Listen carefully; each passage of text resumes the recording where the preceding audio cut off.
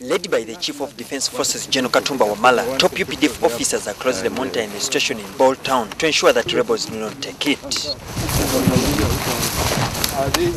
Ball was captured on Sunday after South Sudan forces backed by UPDF repulsed the rebels, wrote former Vice President Riek Machar.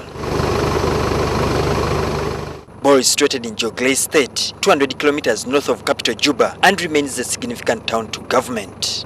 But its recapture did not come easy. The UPDF now recounts the fatalities recorded in the process. Yes, we did lose some people. We lost 9 soldiers. We had about 12 injured, some light, some heavy. But, that's common. That's our business. Our business is risky business. And this taking casualties is not abnormal in the military operations. Now the UPDF is set to face yet another deadlock in Parliament in their quest for a supplementary budget to support the operation in South Sudan. The Chief of Defense Forces General Katumba Wamala says the operation was not provided for in their budget and that more money will be needed to support the forces stay in South Sudan.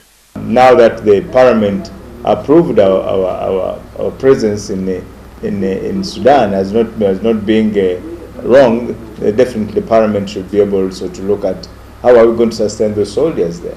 General Katumba also defended the ongoing offensives by the UPDF against the rebels, saying this was as a result of a change in the state of affairs. We took a task force. A task force is a combat element.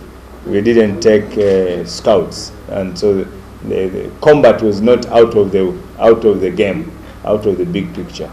Katumba says the UPDF's priorities is to ensure Ball Town, but adds that will not instead to pursue the rebels once provoked. Again, as I said, we are military people. If for example, our units which are there, if their security is being compromised, definitely we can't sit back and say this is where we're going to end.